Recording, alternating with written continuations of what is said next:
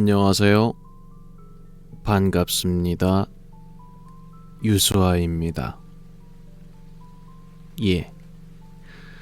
오늘도 제가 돌아왔습니다. 여러분들의 편안한 숙면을 위해서. 네, 오늘도 신박한 상식, 기괴하고 놀라운 상식에 대해서 알아보는 시간 가져볼 건데요. 오늘은 또 어떤 상식들이 우리를 기다리고 있을지 참으로 궁금하다 이 말이야. 지금부터 알아보겠습니다. 오늘의 첫 번째 상식입니다. 뒤바뀌어버린 운명이라고 하는 이야기인데요. 어떻게 바뀐 운명이길래 뒤바뀌었다? 일단 제목만으로는 감이 좀 안 오는 것 같은데 저랑 같이 샅샅이 한번 살펴보시죠. 자, 지금 여러분들께서 보고 계시는 이 사이트는 일요신문입니다. 여기에 2013년에 올라왔던 한 기사가 있습니다. 일본에서 화재 만발, 트럭 운전사의 기막힌 인생이라고 하는 이야기인데요. 한번 읽어보겠습니다. 병원의 실수로 뒤바뀐 삶을 산 트럭 운전사는 시간을 거꾸로 되돌리고 싶다면서 눈물을 흘렸다. 재판에서 승소했지만 남성은 통한의 눈물을 쏟아냈다. 무엇보다 안타까운 점은 친부모님이 이미 돌아가셨다는 것. 그는 할 수만 있다면 시계바늘을 거꾸로 되돌리고 싶습니다. 라고 하면서 연신 눈물을 훔쳤다. 기구한 운명, 이 남자의 인생 이야기를 되짚어 본다. 비극의 시작은 1953년 3월 30일로 거슬러 올라간다. 도쿄 스미다구에 있는 한 산부인과에서 2명의 남자아이가 비슷한 시각에 태어난다. 두 갓난아이는 병원의 실수로 뒤바뀌고 각각 서로 다른 부모에게 넘겨졌다. 그리고 이후 그들은 전혀 다른 인생을 살아가게 된다. 먼저 가난한 가정의 홀어머니 밑으로 보내진 A의 삶은 험난했다. 전자제품 하나 없는 단칸방에서 생활고에 시달리면서 어렵게 하루하루를 버텨냈다. 삼형제 중에 막내였던 그는 가난으로 인해서 중학교를 졸업하자마자 곧바로 공장에서 돈을 벌었다. 스스로 학비를 벌어가며 겨우 야간 공업고등학교를 졸업하고 지금은 트럭 운전사로 생계를 유지 중이다. 60세가 되었지만 아직 결혼도 하지 못했다. 한편 운명이 뒤바뀐 또 다른 남자 B는 자산가 부부의 장남으로 자랐다. 정원과 연못이 있는 대저택에서 가정교사의 지도까지 받으며 대학에 진학하는 인류 코스를 밟았다. 현재는 부동산 업계의 사장이며 물려받은 유산으로 인해서 상당한 재력도 갖췄다. 남동생 3명 역시 모두 대학을 졸업하고 인류 기업에 취직한 전형적인 부유층의 가족이었다. 궁핍한 삶을 살아오던 A가 자신의 뒤바뀐 운명을 알게 된 것은 2011년 친동생들, 그러니까 B의 남동생 3명이 수소문 끝에 그를 찾아오면서였다. 큰형 B가 자신들과 닮지 않은 것에 의구심을 품은 삼형제는 유전자 검사를 의뢰했고 놀랍게도 친가족이 아님이 밝혀졌던 것. 이후 삼형제는 병원 기록을 샅샅이 뒤져 친형 A를 찾아냈다. 처음에는 기가 막혀서 그럴 리가 없다면서 사실을 부정했던 A였지만 2012년 1월 DNA 감식 결과 A와 삼형제는 친형제임이 확인됐다. 60년 전 병원의 실수로 생판 남인 가족과 반평생 넘게 살아왔다니. 그가 받은 정신적인 충격은 말로 표현하지 못할 정도였다. 동생들이 돌아가신 친부모님의 사진을 보여주면서 추억담을 들려주자 눈물이 멈추지 않았다. 이런 실수를 저지른 병원 측에 분노가 치밀었고 도저히 용납할 수가 없었다. 확실히 그때 서로 바뀌지만 않았더라면 A는 더 부유한 인생을 보냈을 것이다. 그러나 돈이 많다고 해서 더 행복했을지는 미지수다. 원래 삼형제가 친형을 찾게 된 배경 뒤에는 유산 상속을 둘러싼 다툼이 있었다고 한다. 사건을 취재했던 주간 겐다이에 따르면 B는 치매를 앓던 아버지의 간병을 전혀 돕지 않았다고 한다. 심지어 아버지를 양로원에 보내려고 했다. 1999년 사망한 어머니의 제사에도 참석하지 않는 등 동생들의 눈에는 B가 자식으로서의 도리를 다하지 않는 것으로 비쳤다. 그런데도 유산은 대부분 장남인 B가 상속받게 됐다. 이에 삼형제는 큰형 B가 상속한 재산을 되찾기 위해서 소송을 걸었다. 이들은 자신들과 외모, 성격이 전혀 닮지 않은 큰형 B의 정체에 대해서 의구심을 품게 됐고, 돌아가신 어머니가 생전 B에 대해서 출산 때 준비했던 벤의 옷이랑 실제로 입혀있던 신생아의 옷이 달랐단다 라고 했던 말이 떠올랐다. 그리고 형이 이렇게까지 차가운 이유는 핏줄이 다르기 때문이 아닐까 의심을 하게 됐다. 유산 분배를 계기로 동생들이 형에게 품었던 의심이 폭발한 상태였다. DNA 감정을 의뢰하자 짐작대로 생물학상 부자관계일 가능성이 거의 0%인 것으로 판명되게 됐다. 그 후 치열한 법정 공방이 펼쳐졌다.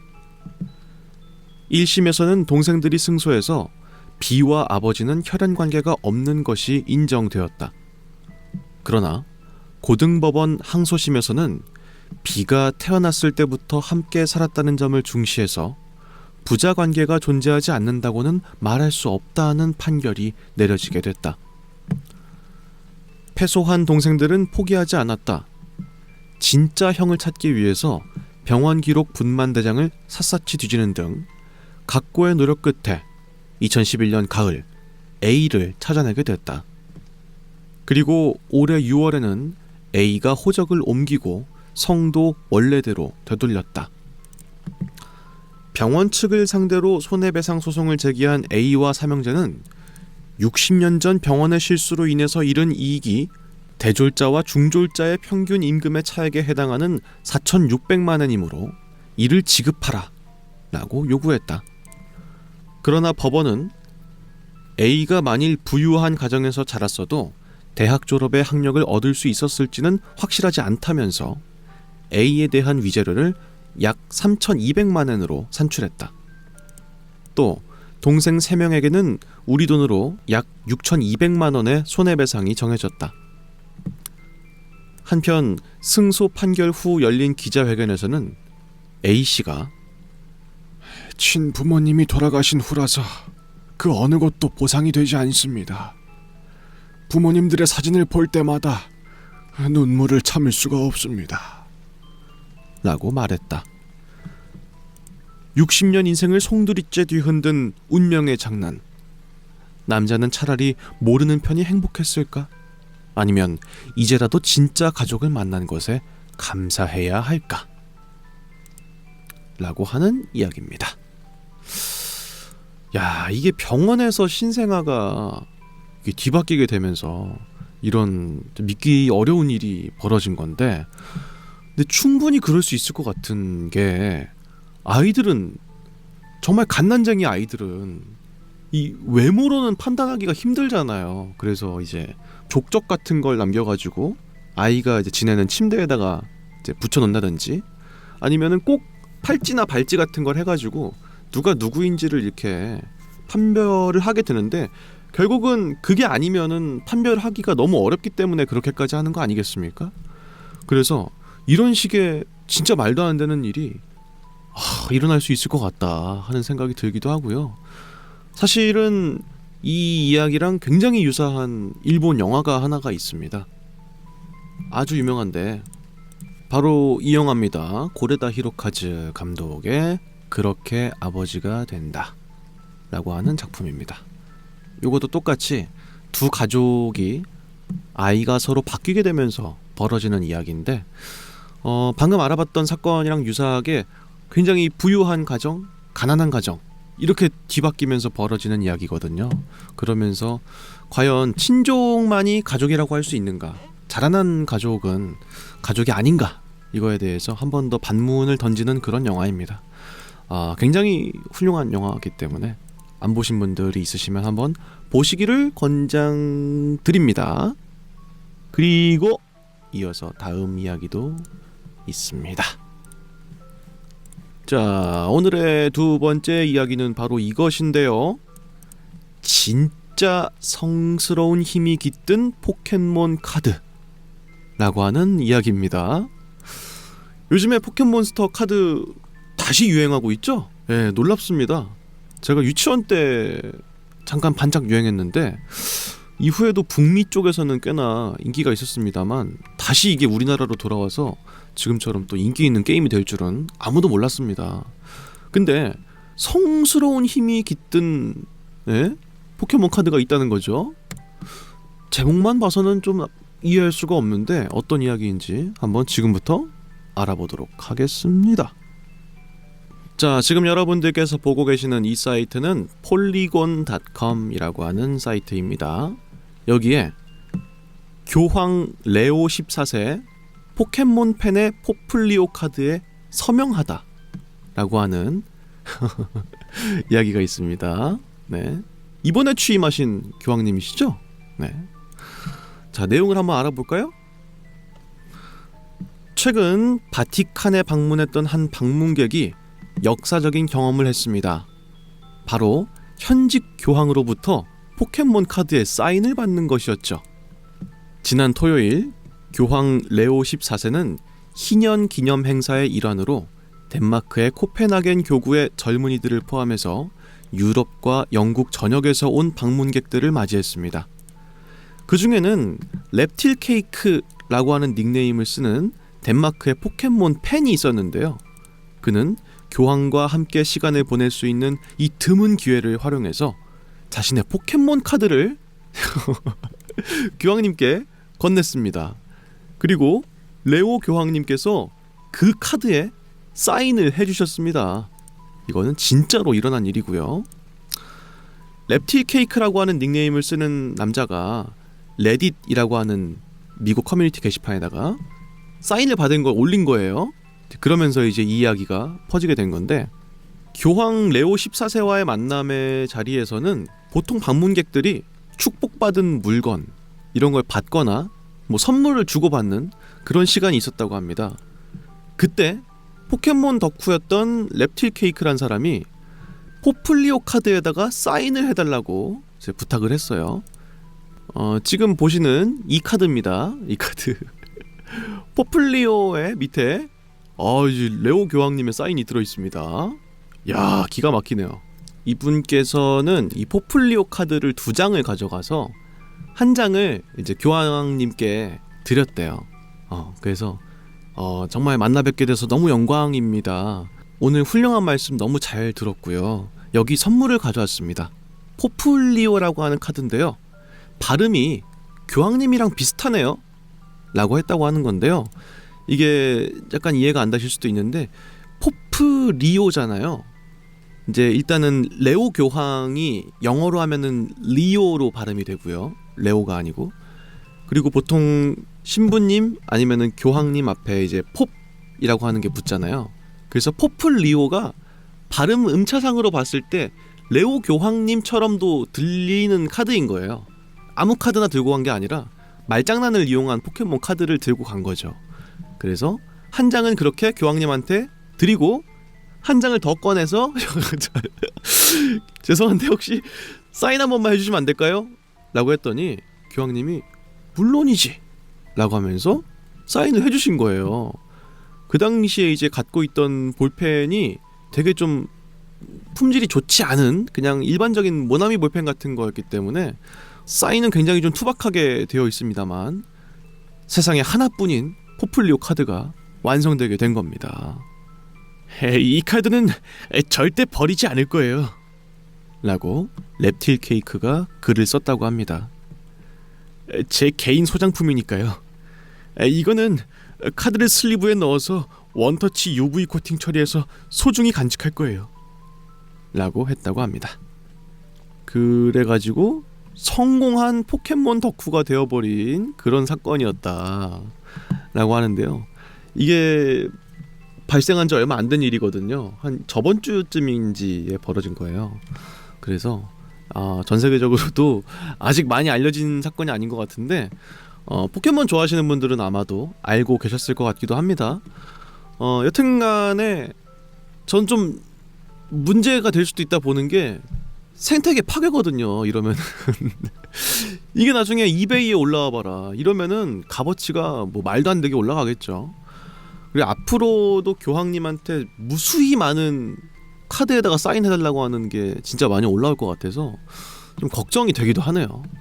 일례로 지난 프란치스코 교황님께서 계셨을 때 이 람보르기니라고 하는 이제 유명한 이제 자동차 브랜드가 있지 않습니까? 그 람보르기니 우라칸에다가 서명을 하신 적이 있어요. 람보르기니 교황 친필 사인본인 거죠. 네, 그래가지고 이게 또 자선 경매에 올라갔던 적이 있었는데 이 가격이 얼마나 올라가겠어. 차 자체도 비싼 차인데 교황님의 축복까지 있으면은 이제 끝장나는 거죠. 하여튼간에 그래서 이런 류의 사인 요청이 좀 많아질 것 같다는 생각이 들기도 하는 그런 두 번째 상식이었습니다. 이제 뭐가 됐든 간에 선의로 이제 주고받은 것들이니까 되도록이면 물질적인 교환으로까지 이어지진 않았으면 좋겠다 하는 생각이 들게 되는 사연이네요. 자, 이어서 세 번째 이야기도 있습니다. 바로 이건데요. 사탄도 타노스도 한 수 접고 가는 지구온난화 예방책이라고 하는 상식입니다. 어떤 지구온난화 예방책이길래 사탄도 한 수 접고 들어간다는 건지 좀 추측할 수가 없는 것 같은데 아마 뭔가 극단적인 방법일 것 같아요. 그죠? 한번 같이 알아보겠습니다. 지금 여러분들께서 보고 계시는 이 사이트는 몽어베이라고 하는 뉴스 사이트입니다. 여기에 올라와 있는 한 기사인데요. 징기스칸이 지구를 식힌 방법이라고 하는 기사입니다. 그러니까 이제 식혔다, 쿨다운 했다는 뜻입니다. 자, 서기 1206년 징기스칸은 몽골의 침략을 시작했습니다. 이 군대는 현대 아시아의 대부분을 거쳐서 중동과 동유럽까지 휩쓸었습니다. 카네기 연구소 지구생태학과의 줄리아 폰그란츠의 새로운 연구에 따르면 몽골의 침략은 세계 최대의 제국을 건설했을 뿐 아니라 전 지구적 영향을 미치기도 했습니다. 거의 2세기 동안 지속된 징기스칸과 그의 제국은 실제로 지구를 더 차갑게 만들었습니다. 이런 일이 어떻게 일어났는지에 대한 대답은 한 단어로 설명할 수 있습니다. 바로 재조림입니다. 이 재조림이라고 하는 것은 사람의 영향이든 아니면 자연적인 영향이든 다시 나무가 자라나는 걸 말합니다. 자, 몽골 무리가 아시아, 중동, 유럽을 침략했을 때 그들은 엄청난 수의 인명을 앗아가면서 여러 지역의 인구를 감소시켰습니다. 인구가 줄어들면서 넓은 경작지가 다시 숲으로 돌아가게 됐고 대기 중에 이산화탄소를 흡수하게 되었습니다. 그러니까 이게 결국 무슨 이야기예요?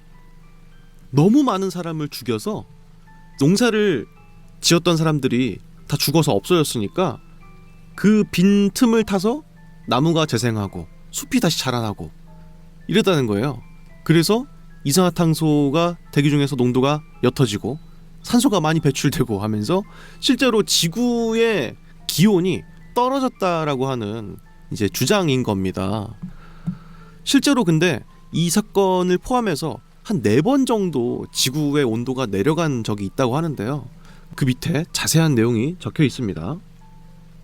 먼저 방금 앞서 알아봤던 13세기와 14세기에 몽골 침략이 있었고요. 두 번째로는 유럽의 흑사병, 세 번째로는 중국 명나라 멸망, 다음 네 번째는 16세기, 17세기에 거친 미 대륙 정복입니다.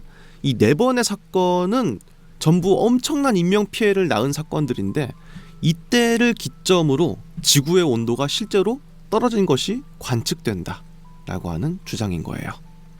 실제로 이제 어느 정도였느냐? 연구 결과에 따르면 몽골의 침략 기간 동안에 숲이 재생되면서 대기 중에 탄소 7억 톤이 흡수가 됐는데 이는 현재 전 세계 사회가 매년 휘발유에서 배출하는 탄소량과 맞먹는 양입니다. 라고 하는 거죠. 그렇기 때문에 다시 한번 커다란 인명피해를 낳을 수는 없으니까 우리가 지금 해야 되는 거는 산림 벌채를 정말 좀 최소화해야 된다. 네, 라고 하는 연구팀의 주장인 거예요. 하여튼 그렇습니다. 정말 생각하지도 못한 지구온난화 대처법이어서 놀라운데 이런 생각이 들죠. 도대체 얼마나 많은 사람을 죽였길래 아니 지구 온도가 낮아지는 거냐고 싶으니까 한번 검색해 볼까요?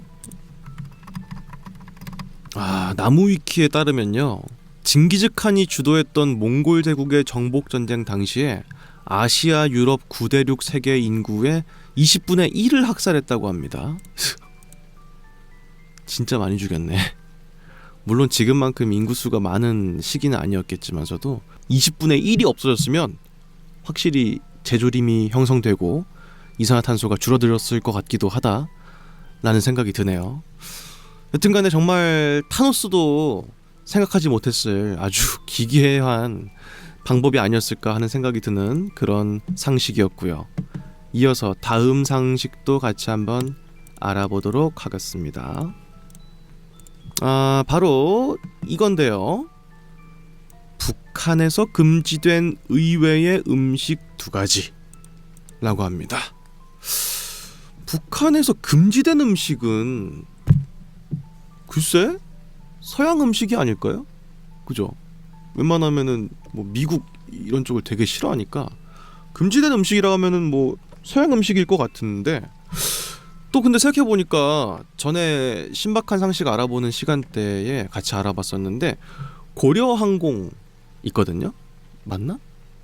그 북한에 항공이 있어요. 항공사. 거기서 기내식이 햄버거래요. 근데 끔찍하게 맛없다고 합니다. 어쨌든 기내식으로 햄버거가 나올 정도면 그렇게까지 양식을 금지할 것 같지 않다는 생각이 들기도 하고요. 뭐가 됐든 간에 한번 알아보지 않으면 알기가 어려울 것 같습니다. 지금부터 같이 알아보죠. 자, 지금 여러분들께서 보고 계시는 이 사이트는 이즈 레포르티카라고 하는 뉴스 사이트입니다.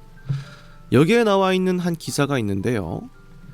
북한 한국 음식 2종 금지라고 하는 이름의 기사입니다.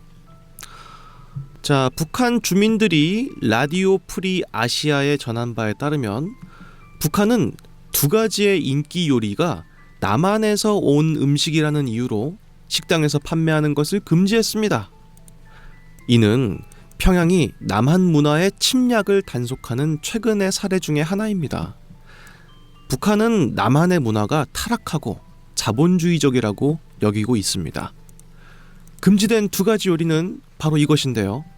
첫 번째는 부대찌개, 2번째는 떡볶이입니다. 주민들에 의하면 이 음식은 2017년 전까지는 북한에 없었던 음식이고요. 중국 기업과 합작해서 운영하는 백화점에 소속된 식당 주인이 가져온 음식이라고 합니다. 또 근래 들어서 남한 음식 중에서 아주 유행하고 있는 것이 삼겹살인데 이게 북한에도 퍼지고 있습니다만 아직까지 금지령에는 해당하지 않는다고 전했습니다. 최근 몇 년 동안에 영화와 TV 프로그램, 옷차림과 헤어스타일, 속어, 유머, 심지어 춤까지도 남한의 문화가 북한에 스며들고 있습니다. 남한 TV 프로그램과 다른 매체들은 USB 메모리에 담겨서 북한으로 밀반입돼서 널리 시청되고 있지만 이 모든 것들은 서로 비밀리에 벌어지고 있는 일이죠.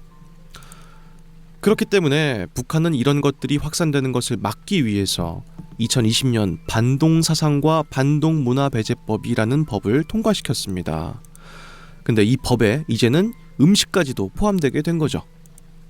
북한 양강도 북부에 있는 한 상인은 신변 안전을 위해서 익명을 요구하면서 이렇게 말했습니다. 15일부터 시장에서 떡볶이와 부대찌개의 판매가 완전히 중단됐다 라고요. 시경찰과 시장관리사무소는 누군가가 이런 음식을 비밀리에 판매하다가 적발되면 그 가게를 폐쇄하겠다고 선언했습니다 라는 겁니다. 이번 조치는 양강도 지역만의 조치가 아니라 평양을 포함한 전국 모든 음식점과 시장 음식 가판대에 적용되는 조치라고 합니다. 떡볶이와 부대찌개는 남한의 음식이기 때문에 판매가 금지되어 있다는 것을 북한 주민들은 잘 알고 있습니다 라고 하는 상식이었습니다. 야, 다른 음식도 아니고 부대찌개랑 떡볶이가 금지된 음식이라는 게 놀랍네요. 파스타랑 피자는 괜찮은가 보다? 난 그쪽이 더 이해가 안 가는데. 어쨌든 그렇습니다. 너무 그냥 다분히 한국적인 음식이라서 나만의 음식인가? 하는 생각이 들 정도의 그냥 무난한 음식 같은 부대찌개와 떡볶이가 금지된 음식이라니 참 안타까운 일이네요. 뭐가 됐든 간에 이 분단 국가로서 참 애석할 때가 되게 많아요. 이런 것들을 봤을 때 더 그런 것 같아요. 결국은 한 유전자를 공유하고 있는 두 나라이기 때문에 속에서는 되게 좋아하고 좀 끌리고 이런 게 있는 거 아닐까요? 그러니까 결국은 언젠가 하나가 됐으면 좋겠다 생각이 들기도 하는데, 근래에 이제 북한의 행보나 뭐 이런 것들을 봤을 때 통일은 쉬울 것 같지는 않습니다. 그리고 이제 통일되기에는 너무 시간이 많이 벌어지고 해가지고 어려울 것 같아요. 만약에 북한이랑 통일되면 그때부터는 세금을 엄청나게 내게 되겠죠. 하여튼 그렇습니다. 뭐가 됐든 간에 잘 좀 해결됐으면 좋겠는데, 근래에 막 종전하니 어쩌니 하면서 되게 저도 들떴던 기억이 있는데, 언제 그랬냐는 듯이 싹도 입 닫고 그런 거 보니까 북한에 대해서 대단하게 악감정이 있진 않습니다만 그래도 좋아 보이진 않아요. 태도나 이런 하는 행동들이나 가끔 도발하고 이런 것들을 봤을 때 썩 좋아 보이진 않는다. 글쎄, 다음에 또 차기 지도자가 나오면은 좀 더 상식적으로 말이 통하는 사람이 됐으면 좋겠다 하는 생각을 말씀드리면서 오늘의 다음 상식도 같이 한번 알아볼까요? 자, 오늘의 다음 상식입니다. 아직도 부족하다 라고 하는 상식인데요. 아직도 부족하다라. 충분해 보이는데, 그죠? 겉으로 보기엔 충분해 보이는데 부족한 그런 걸 말하는 걸 텐데 어떤 걸까요? 저한테 있어서는 돈인 것 같고요. 저는 근데 충분히 있어서가 아니라 돈이 없어서, 그래서 그런 것 같고, 뭐 구독자 수, 조회수 이런 것들도 다 부족한 것 같은데 과연 어떤 것이 아직도 부족한 것인지 저와 함께 지금부터 알아보도록 하겠습니다. 자, 지금 여러분들께서 보고 계시는 이 뉴스 사이트는 BBC입니다. BBC 뉴스는 항상 이런 재밌는 기사들이 되게 많이 올라오는 것 같아요. 매 시간마다 항상 빠지지 않고 등장하는 것 같습니다. 어쨌든 BBC 뉴스의 2015년 기사입니다. 근육 이형증. 헬스장 남성 10명 중에 1명이 이런 근육 이형증을 앓고 있는 것으로 추정이라고 하는 기사입니다. 과연 어떤 내용일지 지금부터 알아보죠. 영국의 체육관에서 훈련하는 남성 10명 중에 1명은 우울증, 스테로이드 남용, 심지어 자살로 이어질 수 있는 근육 이형증을 앓고 있을 수 있다는 우려가 존재하고 있습니다.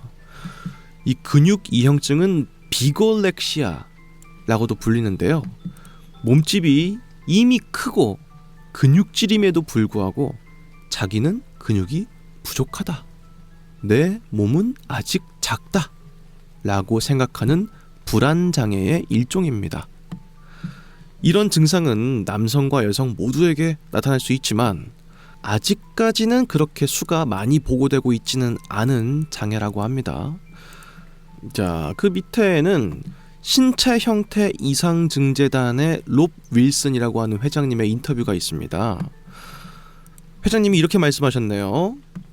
이 헬스장에 다니는 남성 중에서 약 10%가 근육 형태 이상증을 앓고 있는 것으로 알려져 있습니다. 라고 말했습니다.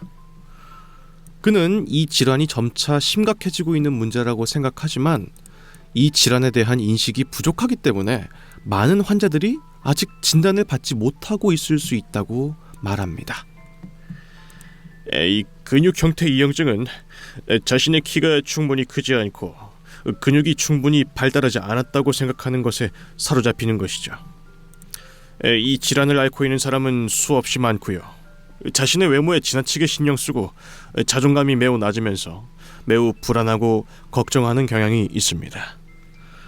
때때로 사람들이 매우 우울해지기도 하고 절망에 빠지기도 하고요. 심각하게는 자살까지도 이어질 수 있습니다. 라고 말했다고 합니다. 이 근육 이형증의 원인은 대체 뭘까요? 윌슨 씨는 남성들이 성공해야 되고 강력해 보여야 되고 매력적으로 느끼게 하기 위해서는 특정적인 방식으로 보여져야 된다 라고 하는 생각이 남성들에게 점점 더 커지고 있다 라고 말합니다. 그는 남성들이 근육질 몸매를 만들고 식스팩을 가져야 한다는 압박이 증가하고 있습니다. 라고 덧붙였습니다. 그렇기 때문에 그냥 이제 사회적인 압박이 그렇게 가해지는 것처럼 보이는 것일 뿐 원인은 아직까지 명확하게 밝혀진 게 없다라고 합니다. NHS 국민보건서비스에 따르면 이런 증상이 유전적일 수도 있고 혹은 화학적 불균형 때문에 발생할 수 있다고도 하고요. 혹은 어렸을 때 신체적인 괴롭힘을 당하거나 학대를 당한 사람들한테도 이런 증상이 나타난다고 합니다. 그 밑에는 비고렉시아를 실제로 앓은 그 근육 이형증을 실제로 앓았던 아담이란 사람의 이야기가 있습니다. 웨스트 요크셔 출신의 31세 아담 트라이스는 아마추어 보디빌더 선수였고요. 자신을 더 크게 만드는 데 집착했다고 말했습니다. 그는 근육 변형증을 앓고 있었고 완벽한 몸매를 만들고자 끊임없이 헬스장에 가서 스테로이드를 사용했습니다. 저는 12스톤에서 시작해서 15스톤이 목표였고 15스톤까지 갔다가 그 다음엔 17스톤, 그 다음엔 19스톤이 됐습니다. 항상 다른 것을 목표로 노력해야 하고 목표는 끊임없이 변해왔죠. 라고 말했습니다. 결국 아담은 그렇게 목표가 계속 늘어나게 되면서 직장도 잃게 되고 여자친구도 잃게 되고 집도 잃게 되었다고 합니다. 그는 너무 우울한 나머지 스스로 목숨을 끊을 시도까지도 했다고 말합니다. 저는 불행했습니다. 삶의 평화가 없었죠. 제 문제를 해결하지 못하고 스스로 목숨을 끊는 것까지 시도했습니다. 정말 암울한 상황이었죠. 라고 아담은 말합니다. 아담은 결국 병원에 입원하게 됐고요. 전문가의 도움을 받아야만 했습니다. 저는 많은 상담을 받았고 저 자신을 위해서 많은 노력을 했고요. 저 자신에 대해서 많은 것을 알게 됐습니다. 저 자신을 좋아하는 법을 배웠죠. 라고 말했습니다. 스테로이드의 사용은 비고렉시아의 한 징후일 수 있습니다. 이 스테로이드는 근육 성장을 촉진하는 약이지만 부작용이 상당히 많습니다. 부작용 중에는 탈모, 고환 수축, 심장, 간 문제 등의 위험 증가가 포함되기도 합니다. 라고 하는 이야기였습니다. 그러니까 실제로는 상당히 건강하고 더 이상 운동을 할 필요가 없음에도 불구하고 계속해서 몸집을 더 크게 만들려고 하는 정신장애의 한 일종인 거네요. 야, 요즘 사람들이 운동을 많이 관심 있어 하지만 최근에 뉴스 기사를 보니까 4분의 1 정도의 사람들만 정말 중강도 이상의 운동을 하고 나머지는 운동을 안 한다고 하더라고요. 그렇기 때문에 생각 이상으로 건강에 광적인 집착을 하는 사람이 별로 없을 것 같은데 의외로 또 있다고 하는 겁니다. 근데 약간 좀 납득이 되기도 하는 게 물론 저는 이제 멸치입니다만 운동 좋아하시는 분들은 강박적으로 운동을 때가 되면 해야 되고 때가 되면 단백질을 섭취해야 되고 이런 게 또 있잖아요. 뭐 정말 우스갯소리지만 이제 뭐 헬겔 뭐 이런 거 헬스 갤러리 이런 데 보면은 뭐만 하면은 근손실 온다고 눈물도 흘려서 안 되고 뭐 어쩌고 저쩌고 하는 그런 글들이 많아요. 그 정도로 근육이 양이 떨어지는 거를 굉장히 두려워한단 말이죠. 운동 좋아하시는 분들은. 그렇기 때문에 그게 좀 극심해지면 충분히 이렇게까지도 될 수 있을 것 같다 하는 생각이 듭니다. 이제 뭐가 됐든 간에 건강하기 위해서 하는 게 운동이고요. 운동을 통해서 몸이 좋아지는 건 사실 부가적인 요건이잖아요. 그렇기 때문에 요게 바뀌어서는 안 되겠죠. 예. 충분히 멋지고 좋은 몸을 가지고 있다면 더 하는 그런 욕심은 조금 내려놓고 왜 운동을 내가 처음 시작했을지부터 생각해보는 게 좋지 않을까 하는 생각이 드는 오늘의 상식이었습니다. 그리고 이어서 다음 상식도 있습니다. 아마도 스트레스 때문이 아닐까? 라고 하는 상식인데요. 현대인의 만병의 근원이죠. 스트레스. 저도 이제 알게 모르게 많이 있는 것 같은데 뭐 저뿐만 아니고 살아가는 모든 아마 저희 집 고양이도 나름의 스트레스가 있을 겁니다. 스트레스 때문에 뭐가 발달한 걸까요? 그죠? 제목만 봤을 때는 납득이 좀 어려운 것 같은데 같이 한번 어떤 상식인지 알아보도록 하겠습니다. 자, 지금 보고 계시는 이 사이트는 theconversation.com입니다. 여기는 이제 한 의료 사이트인데요. 여기에 강박증 환자에 대한 한 기사가 있습니다.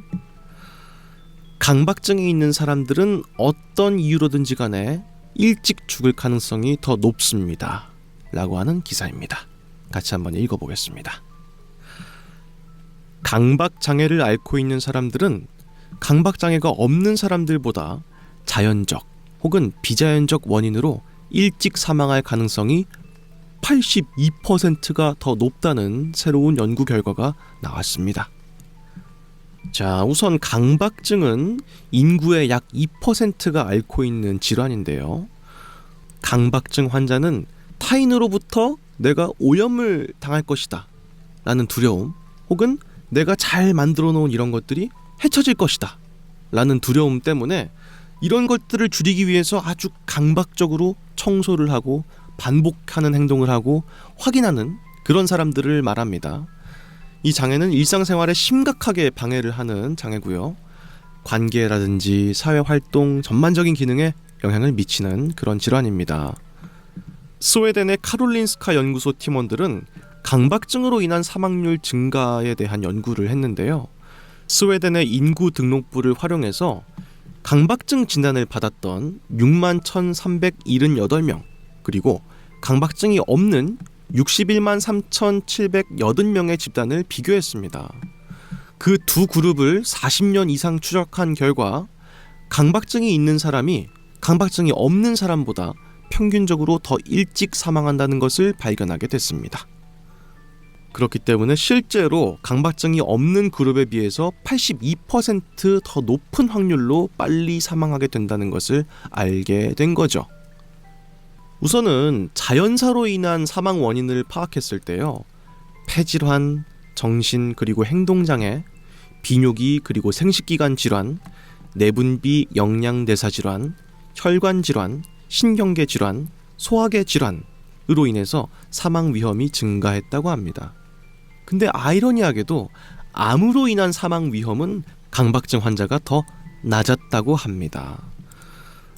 반면에 비자연적인 사망 원인은 이제 스스로 목숨을 끊는 것이었는데 이게 강박증이 아닌 사람보다 5배가 높았다고 합니다.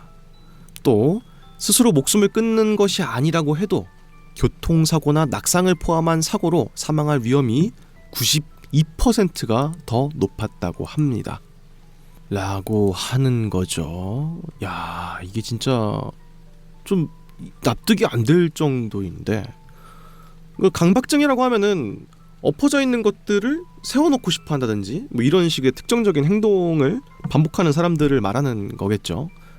아주 짧게 보면 그렇고, 넓게 보면은 뭐 위생에 대한 아주 철저한 본인만의 어떤 신념 이런 것들을 지키면서 행동들을 반복하거나 혹은 강박적으로 스트레스를 느끼는 걸 텐데, 제가 생각하기에는 신경 쓸 게 많다 보니까 더 예민하고 기민하게 행동할 수밖에 없을 거 아니에요. 그런 게 약간 수명 단축에 큰 단초를 제공하는 게 아닌가 하는 생각이 들기도 합니다. 게다가 실질적으로 스스로 목숨을 끊는 확률이 5배가 높았다는 것도 더 이상 버티기가 힘드니까 차라리 내가 죽는 게 낫겠다는 생각을 하니까 그런 선택을 하는 거잖아요. 그러니까 스트레스 때문이 맞는 것 같다는 생각이 들기도 하고, 좀 신기한 건 교통사고랑 낙상 확률이 높다는 것도 좀 재밌는 점이긴 하네요. 아마도 제가 생각했을 때는 자기가 신경 쓰는 거를 너무 집중하다 보니까 사고를 당하는 것도 모르고 거기에 집중하다 보니 그렇게 사건이 벌어지는 게 아닐까 하는 생각이 들기도 합니다. 제 주변에는 이런 사람이 없지만 옛날에 제가 어떤 카페에서 일할 때 이런 분을 본 적이 있긴 해요. 그러니까 직원분이었는데 딱 봐도 그냥 강박증 환자처럼 보였어요. 왜냐면은 정말 무더운 여름인데도 3M 장갑 있죠. 이거 좀 두꺼운 거, 그걸 항상 하고 다니시는 거예요. 그분이 백화점에서 카트 같은 거 정리하시고 전반적으로 막 시설 관리하시는 분이었는데 계속 장갑을 낀 상태로 일을 하시는 거예요. 근데 적당히 그 정도가 아니라 화장실 갈 때도 이 문을 안 잡아. 막 등으로 밀면서 들어가고 막 이런 식이에요. 그래서 누가 봐도 저 사람은 강박증이 있는 것 같다 이런 생각이 드는 사람이었거든요. 근데 옆에서 봤을 때 되게 별나다, 이상하다 이런 게 아니라 그냥 힘들어 보였어요. 그 삶이. 나같이 적당히 좀 더러운 것도 잘 참고 하는 사람들은 정말 신경 안 썼을 것들인데 그 사람한테는 모든 게 다 신경 쓰이고 위험해 보이는 거일 거 아니에요. 그러니까 이제 그 더운 여름에도 장갑을 끼고 활동하신 거였을 텐데, 이런 거 봤을 때 되게 좀 안타까운 이제 정신질환 중에 하나다 이런 생각이 듭니다. 근데 단순히 안타까운 정도가 아니라 실제로 수명률에도 연관이 있다는 게 더더욱이 안타깝네요. 여튼간에 이런 것들은 해결할 수 있으면 얼른 해결하는 게 좋겠는데 정신질환이다 보니까 쉽지 않을 것 같다는 생각이 좀 들기도 하는 그런 아주 으스스한 상식이었네요. 자, 이어서 오늘의 마지막 상식입니다. 여러분 안타까우시죠? 어쩔 수가 없어요. 이렇게 애매하게 끝내줘야 다음 이야기가 더 기다려진다. 그래서 오늘의 마지막 상식은 바로 이것입니다. 입사 일주일 차의 레전드 신입사원이라고 하는 상식인데요. 입사한 지 일주일밖에 안 된 새내기가 도대체 뭘 했길래 하는 생각이 들죠. 과연 어떤 이야기일지 지금부터 알아보도록 하겠습니다. 자, 지금 여러분들께서 보고 계시는 이 사이트는 다시 한번 bbc.com입니다. 여기에 클레어 호링워스라고 하는 사람의 부고 소식이 있거든요. 2017년 1월 10일자의 기사입니다. 자, 어떤 분이었는데 이렇게 부고 소식이 사이트에 올라왔던 걸까 궁금하죠? 같이 한번 읽어보겠습니다. 클레어 호링워스는 제2차 세계대전이 시작했을 때 독일군이 폴란드를 침공할 태세를 갖추었다는 소식을 전한 전쟁 특파원이었습니다. 자, 1938년 나치가 점령했던 체코의 영토인 수데텔란트에서 피난 온 난민들에게 구호품을 나눠주고 있었습니다. 그녀는 가끔씩 뉴 스테이츠먼이라고 하는 신문사에 기사를 투고했었고 1939년 8월에 런던에 잠시 방문했을 때 데일리 텔레그래프의 편집자였던 아서 윌슨과 계약을 맺게 됐습니다. 근데 당시 정세가 긴장이 좀 고조가 되고 있던 시기였다는 거죠. 2차 대전이 벌어질까 말까 뭐 이런 상황이었다는 겁니다. 이 시기에 이제 기자 신분이 된 그녀가 출입 금지 구역을 통과해서 독일로 들어가게 됐는데요. 그녀가 와인과 횃불 그리고 가능한 한 많은 필름을 사서 폴란드로 돌아가고 있는 길에 어떤 계곡을 지나가게 됐는데 계곡에 수천 명의 군인들과 탱크, 포병대가 폴란드의 국경을 마주보고 있는 모습을 보게 된 겁니다. 이 사실을 확인하게 된 그녀는 데일리 텔레그래프, 방금 이제 계약을 맺었다고 했던 그 신문사에다가 바로 보고를 하게 됐고요. 이 소식이 일면에 실리게 됐습니다.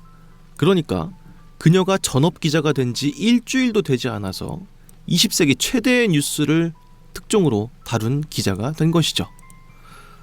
3일 후 홀링워스는 독일 전차들이 폴란드로 진격하는 것을 목격했습니다. 하지만 그때까지만 해도 영국과 독일이 협상을 하고 있는 와중이었기 때문에 에이, 전쟁을 일으킬 리가 없지, 에이, 말도 안 되는 소리 하지 마, 이 정도였다는 거예요. 그래서 이 당시에 그녀가 이렇게 특종을 다루지 않았다면 2차 대전이 벌어지는 것을 정말 까맣게 몰랐을 수도 있다 라고 하는 이야기입니다. 이 외에는 나머지 이제 그녀의 생애를 다루고 있는 기사이기 때문에 저희가 알아보고 싶은 상식은 여기까지인 것 같습니다. 하여튼 대단하네요. 이 사람이 기자가 된 타이밍이 너무 놀라운데요. 일주일 되자마자 바로 침범하는 이 이미지를 찍었다는 거죠. 하여튼 그렇습니다. 이 사실은 종군 기자분들이야말로 진짜로 발로 뛰면서 목숨을 정말 내걸고서 이제 취재하는, 진실을 보여주기 위해서 목숨을 내거는 그런 사람들 중에 하나겠죠. 참 존경스러운 마음이 들 때가 되게 많습니다. 저도 이제 퓰리처상 전시회를 2번 정도 갔었는데 찍은 사람에 대한 경애를 할 때도 있고 혹은 찍힌 그 순간에 대한 경애를 할 때가 있는데요. 이게 참 재밌는 것이요. 이제 기자분들이 얼마나 기자 정신이 투철한지를 퓰리처상 전시회를 가면 좀 알 수 있는 부분들이 있었어요. 우리가 이제 그분들이 찍은 사진을 봤을 때 그런 생각이 들잖아. 야, 이 사람은 도대체 어떤 생각을 하고 이걸 찍었을까? 이거 어떻게 계산해가지고 찍었을까? 이런 생각이 드는데 그 전시의 내용에 따르면은 실제로 그렇게 치밀하게 계산해서 찍은 것들도 있지만 전혀 아니고 아무 생각 없이 찍은 것들도 꽤 있다는 거예요. 이게 그런 큰 상을 받을 거란 생각을 전혀 하지 못하고 그냥 본능적으로 찍는데 그게 나중에 이제 수상을 받게 된 것들도 꽤 많다라고 하는 거를 가서 봤었는데, 그런 게 그분들은 겸손하게 말하신 걸 수도 있겠지만서도 얼마나 이게 체득되어야만 그게 되는 거겠습니까? 진실을 알리고자 하는 그런 게 얼마나 항상 배어 있어야만 그렇게 되는 거겠어요. 하여튼간에 그렇습니다. 그렇기 때문에 2차 대전의 그 순간을 입사 일주일차 기자가 찍었던 그런 마지막 상식까지 알아보면서 오늘의 상식 알아보는 시간은 여기까지만 하도록 하겠습니다. 저는 또 다음 신박하고 으스스하고 기괴한 상식을 찾아서 돌아오겠습니다. 지금까지 저는 유수하였습니다. 그러면은 다음 영상에서 또 뵙죠.